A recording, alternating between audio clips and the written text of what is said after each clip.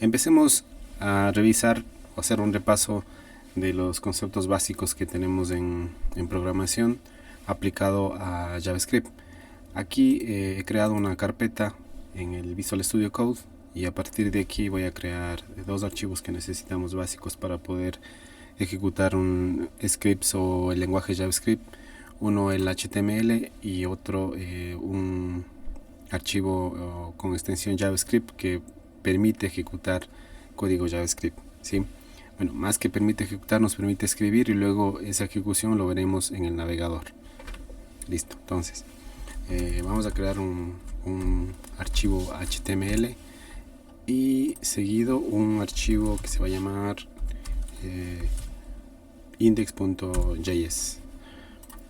Aquí en HTML vamos a ejecutar, vamos a utilizar la emmet para poder crear automáticamente la estructura básica de un documento HTML. Aquí vamos a poner, lo que vamos a ver es variables y funciones. Variables y funciones. Listo. Ya, como sabemos, para poder agregar o para que un archivo de JavaScript pueda ser ejecutado desde un HTML o pueda ser llamado desde HTML, necesitamos utilizar la etiqueta script y le vamos a dar como fuente, como source, le vamos a dar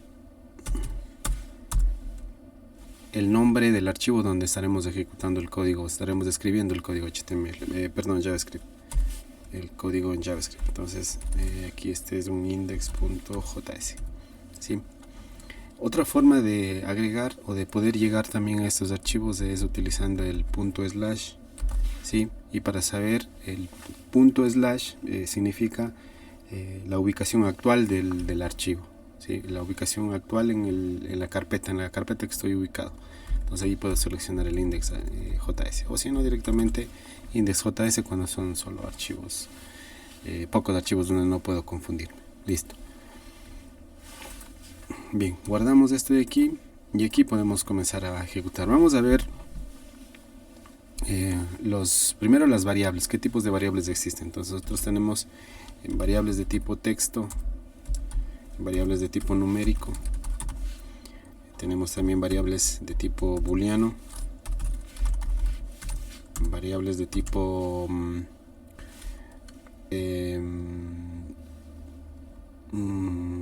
que son undefined, que también es ese tipo de dato utilizado en JavaScript, y tenemos los nulos, ¿sí?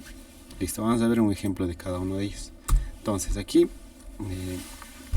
el lenguaje JavaScript no es necesario que nosotros especifiquemos el tipo de dato, sino más bien este tipo de dato es inferido o la variable infiere el tipo de dato de acuerdo al valor que uno se le asigne, ¿sí? Entonces aquí vamos a hacer una asignación para poder ejecutar, para poder declarar a utilizar una variable. Podemos utilizar tres tipos, que son el var, o podemos utilizar también el let y el const, ¿sí? El var ya no se usa mucho, ¿sí? Lo que más se usa ahorita son el let y es el const. La diferencia de esto es que el let me va a permitir cambiar el valor, ¿sí? Y este de aquí no me va a permitir, o lo que se conoce también cuando una variable no permite, cuando utilizamos esta palabra reservada para definir una variable, es conocido también como inmutable. Quiere decir que no podemos cambiar el valor de esa variable, ¿sí? Entonces son inmutables. El let puede cambiar el valor, el const no. Entonces vamos a utilizar aquí primero const.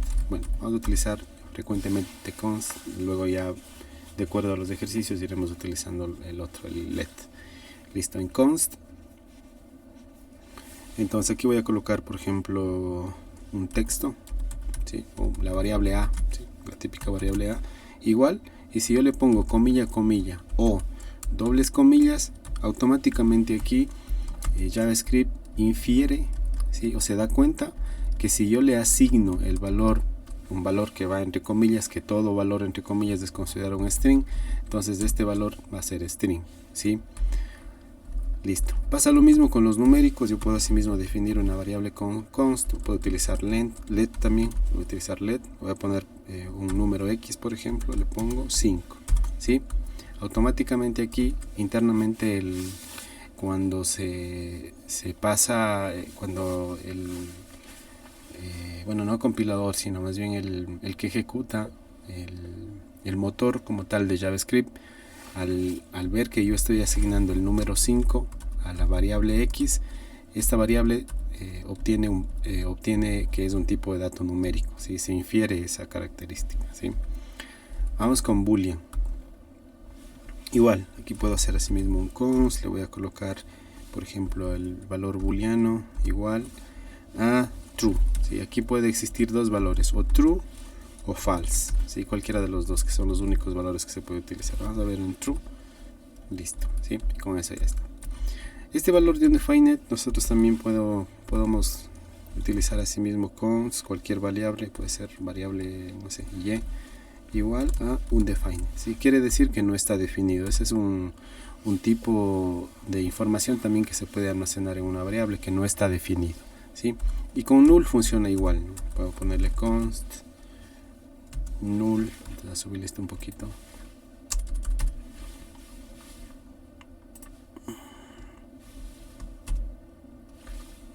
Ya, con const es igual, ¿no? Null igual, vamos a ponerle n igual a null. Aquí automáticamente se infiere que esto de aquí es un tipo de dato nulo, ¿sí? Listo. Entonces, ¿cómo podemos ir confirmando que esto está sucediendo así, de esta forma? Nosotros podemos enviar a imprimir o preguntar al mismo JavaScript qué tipo de datos se le infirió. Entonces, ¿cómo hacemos esto? Lo hacemos con una función que se llama typeof. Entonces aquí voy a mandar a imprimir esa función, console.log. Console.log se utiliza para mandar a imprimir en pantalla o en la consola, ¿sí? Que vamos a ver luego cómo le abrimos esto. Lo que vamos a hacer aquí es por ejemplo poner typeof y entre paréntesis pasarle como parámetro la variable que queremos analizar, en este caso a, ¿sí? Y así hacemos con todos para ver qué valores nos van asignando, ¿sí? Entonces aquí quizás vamos a colocar aquí un texto para que nos salga algo más explícito. Entonces la variable a es 2 puntos y nos va a salir de qué tipo es. Aquí nos falta concatenar con un más. Listo. Entonces aquí hacemos lo mismo, la variable, vamos a copiar esto de aquí, la variable x, la variable aquí es x, es aquí, copiamos, pegamos acá, lo mismo, la variable b es la variable y es, y la variable, hacemos lo mismo con null, la variable n es, aquí vamos cambiando a lo correspondiente, ¿no? A n, aquí nos toca y, acá b y acá x, y esto vamos a ejecutar. Listo. Entonces aquí solo necesitamos guardar, y para poder ejecutar esto necesitamos abrir este index.html en un navegador. Al momento de que esto abre, el HTML detecta que aquí está enlazado un archivo JavaScript y lo que va a hacer es ejecutar esto de aquí. Aquí hay que cerciorarse de que esto siempre esté guardado, ¿no? Se guardado los cambios. Listo. Entonces vamos a abrir esto de acá, el index. Ya, aquí aparentemente no aparece nada, pero porque no está imprimiéndose, no se mandó a imprimir nada en el HTML, ¿sí? Lo que todo está funcionando es por atrás en la consola. Entonces nosotros podemos acceder a la consola dando clic derecho, inspeccionar y consola, ¿sí? Y aquí tenemos la variable a es un string, la variable x es undefined, la variable b es boolean, la variable y es undefined y la variable n es un objeto, ¿sí? Aquí este valor de null es considerado ya un objeto, ¿no? Entonces eso lo vamos a ver también en las siguientes clases, de que en JavaScript la mayoría de cosas es considerado un objeto, pero nosotros también debemos saber que podemos tratarlos de este tipo, ¿no? Que hay este tipo de datos primitivos de alguna forma que podemos utilizar, que es el string, el define, el boolean. El X no infiere. A ver, ver por qué no salió el X. Vamos a revisar, porque debería salir esto, que es un valor de tipo numérico. Entonces regresamos a nuestro editor. Es que acabé de borrarle, aquí no tengo. Dice que no existe la variable X. Const X y este era igual a 5. ¿Sí? Ahí sí. Y creo que en está sucediendo lo mismo. N, Y, B, X. Ya, ahí sí. Listo, sí. Me pareció raro que no aparezca el X. Ahora sí. Eso. Entonces, nosotros le pusimos comilla, comilla, o puede ir cualquier texto, igual va a seguir siendo texto. ¿Sí? Entonces, JavaScript infiere que esto es un texto. Si le asigno un número, JavaScript infiere que es un tipo numérico. ¿Sí? Si tengo un true o un false, infiere que es un tipo booleano. La variable y es undefined y el const null es ya considerado un tipo de data objeto, que lo veremos más adelante. De hecho, vamos a verlo ahora. ¿Sí? Entonces aquí queda claro cómo utilizar. Ahora, aquí con estos valores yo puedo hacer ya operaciones, ¿no? Digamos que al const quiero sumarle, por ejemplo, quiero hacerle que x sea igual al contenido de x más, por ejemplo, 56 o 55, por ejemplo, ¿sí? Ya puedo comenzar a hacer operaciones, ¿no? Entonces guardo esto de aquí, puedo actualizar. Aquí me va a salir...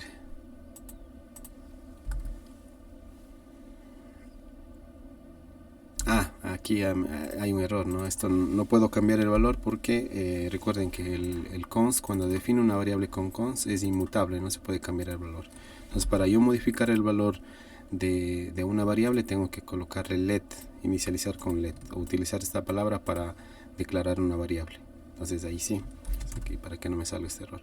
Dice que no puedo asignar a una constante. Listo. Ahí sí. Entonces, bueno, aquí no lo imprimimos, ¿no? Vamos a imprimir aquí también el console.log. Vamos a imprimir el valor de x para ver que nos sale ahí. Nos debería salir 60. O sea, con eso verificamos que se puede hacer operaciones. ¿Sí? Listo. Igual con esto, ¿no? Si nosotros ya sabemos qué contiene aquí, vamos a decir, esto es un texto. Es un texto. Esto también podemos ya enviar a imprimir o algo, ¿no? Hacer cualquier operación con esto de aquí. Listo.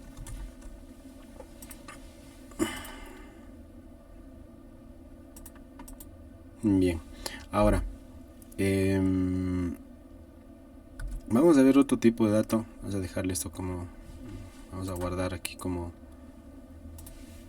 duplicamos esto de aquí y esto le vamos a dejar guardado como datos primitivos.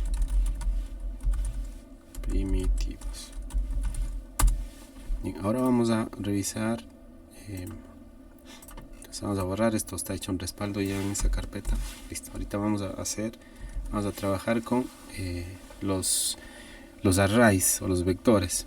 Los vectores son una lista, ¿no? Una lista de cualquier cosa que sea una lista, nosotros podemos aplicarlo acá con vectores. Digamos, vamos a suponer que lista de alumnos, ¿sí? Entonces aquí vamos a tener por ejemplo, José, María,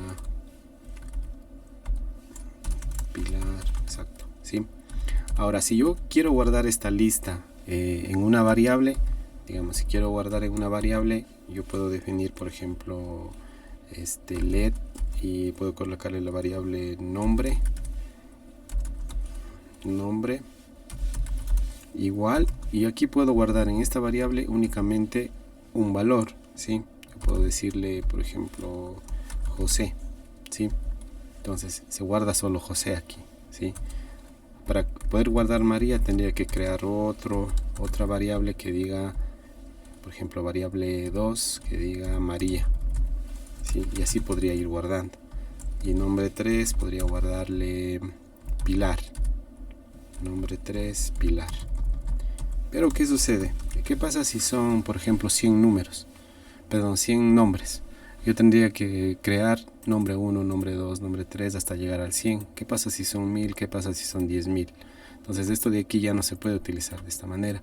Entonces para eso existen los vectores, ¿sí? O los arrays o las listas. Entonces la idea es que en una sola variable, o sea, en un solo nombre de estos, yo puedo guardar todos los elementos, ¿sí? Todos los elementos de una lista, de este conjunto, digamos, o de esta lista básicamente.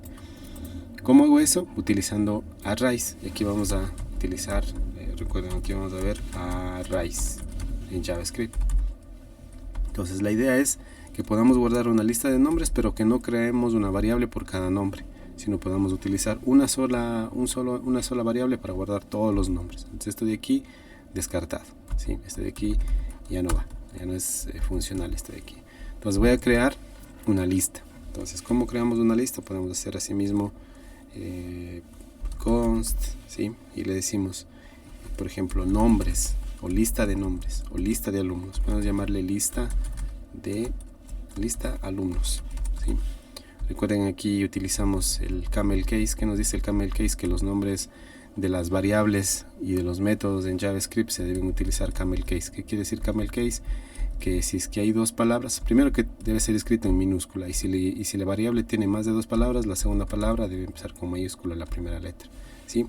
Entonces yo le digo igual, y aquí utilizo los corchetes. Estos corchetes, o llaves cuadradas también como se llama, pueden almacenar en su interior todos la lista que nosotros queramos, ¿sí? Entonces aquí sí ya puedo guardar, por ejemplo, José, María y Pilar, ¿sí? Lo que antes yo tenía por separado, ¿no? En una variable José, en una variable María, en una variable Pilar. Ahora tengo en una sola variable guardado los tres nombres, y es de esta forma, ¿sí? Digamos que yo quiero guardar las edades de estos. Entonces puedo hacer lo mismo. En vez de colocar lista de alumnos, puedo colocar edades de los alumnos, ¿sí? Yo puedo decir que José tiene, por ejemplo, 23 años, que María tiene 19, que Pilar tiene 18, ¿sí? Entonces también puedo guardar una lista, ¿sí? Puedo hacer una lista de valores booleanos, también puedo hacer una lista. De todo puedo hacer una lista, ¿sí? De todo puedo hacer un vector. Listo, con esto yo ya tengo. Ahora, tengo almacenada la lista, yo necesito mostrar esta lista. ¿Cómo puedo mostrar? Puedo utilizar un for para poder enviar a imprimir, ¿sí? Enviar a imprimir lo que aquí se está utilizando, ¿sí? Entonces, ¿cómo utilizo un for? El for necesita de 3 parámetros. El for necesita, bueno, este es un bucle, ¿no? Un bucle for, y este for necesita de 3 parámetros. Ya necesita el inicio, dónde inicia, dónde termina, el inicio, el término y el incremento. Esas son las 3 cosas que necesita, ¿sí? Incremento, listo, eso necesita, esas 3 cosas. Ahora nosotros no sabemos,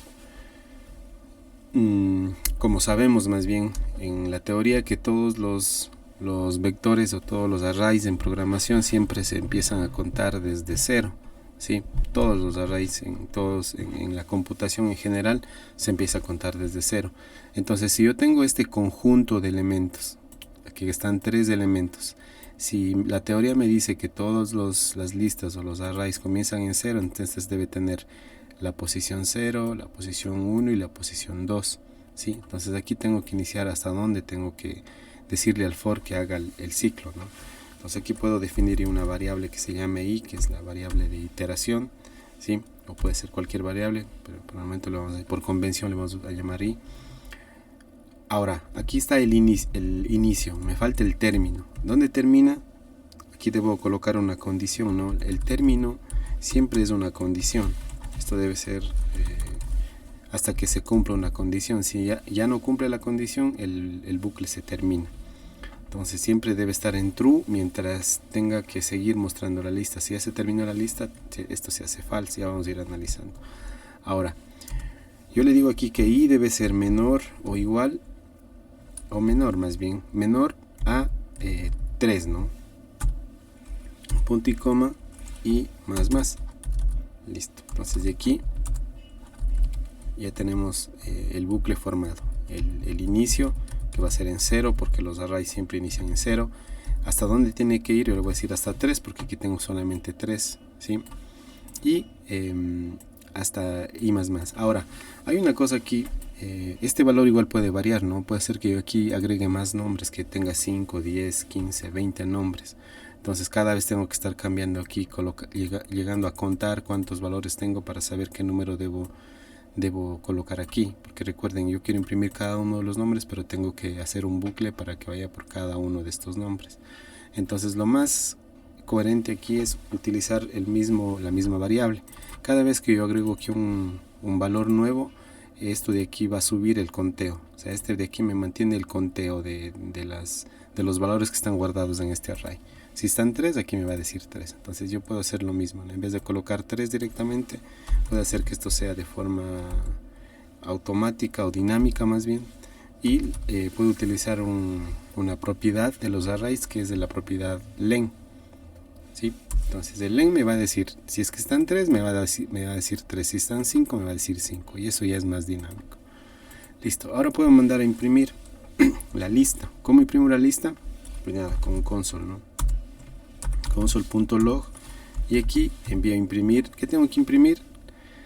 Lo que está en la lista, pero con el parámetro correspondiente. Entonces aquí tengo que decirle lista alumno, entre corchetes le voy a decir i, ¿sí? Porque recuerden que el i va a tener el valor de 0, luego i va a tener el valor de 1, luego i va a tener el valor de 2. Entonces yo, para poder imprimir un valor, necesito acceder a los corchetes, a qué valor necesito mostrar. Entonces si es que le coloco aquí 0, va a imprimir José. Si le coloco 1, va a imprimir María. Si le coloco 2, va a imprimir Pilar, en este caso, ¿no?